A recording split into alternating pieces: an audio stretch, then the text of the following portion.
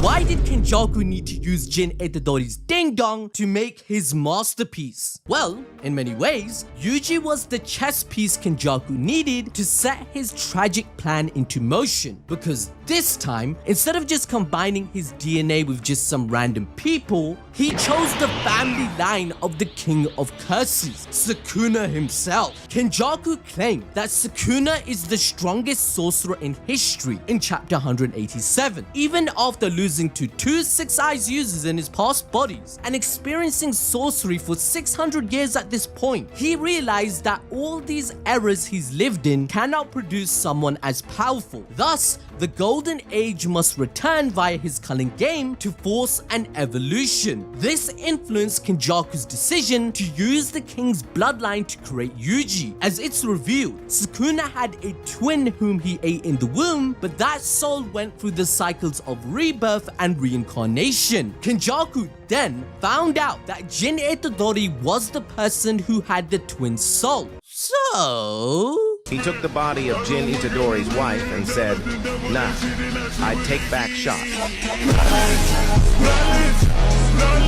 as a result, Yuji's father indirectly shared the same soul with Sukuna, as Jujutsu considers twins as two halves of one, which was a bad omen. The reason for this is because, as Mai puts it, to gain something, you have to sacrifice something. As a result, since Maki and Mai share the same soul, Mai could use a curse technique, but Maki couldn't, and she was restricted from becoming stronger no matter how hard she would try. This is why Sukuna states that he rejected the fate of being a twin. Hence, to not die of starvation, he sacrificed his brother, which explains why Sukuna possesses such great power and an unsettling desire for human flesh. Having said all that, this insane circumstance resulted in incredible power within Yuji. Gojo mentioned in chapter 2 that Yuji suppressing Sukuna's soul is an ability that appears only once in 1,000 years. And since 80% of genetics plays a role in a sorcerer's potential, we now understand why Yuji has a special grade body and the potential to match the king's strength. Gojo also claimed in chapter 12 that Sukuna's curse technique was imbued in Yuji's body and he can use it as his own, which he eventually does. Having said that, Sukuna's presence in Yuji's body turned him into a cursed object soaked in his energy, which is why he could devour the remaining brothers he had who were stored as fetuses. This unlocked another power-up, gaining blood manipulation, and his reverse curse technique became superior. However, that's not all. What about the finger Yuji was sealed with? How come Sukuna didn't reincarnate immediately at birth or at a better time?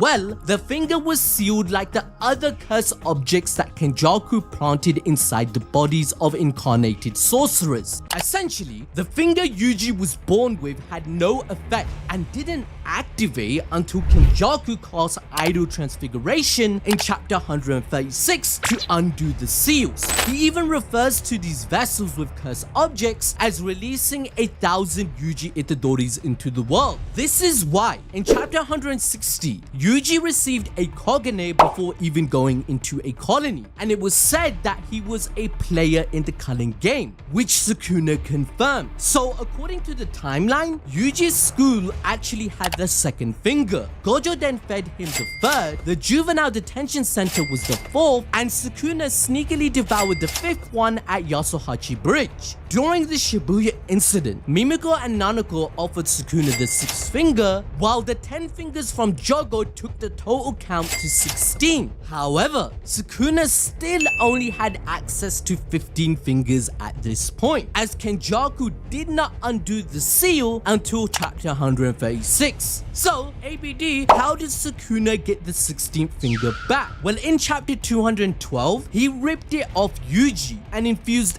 everything into one finger to feed Megami and switch vessels. This makes sense of Uruume feeding Sukuna only 3 more fingers in chapter 222, making the count 19 again, whilst Yuta has the last one since Rika ate it. Now, to enjoy more peak fiction, learn the story and powers of the strongest 13 demon lords. In that time, I got reincarnated as a slime. You won't regret it.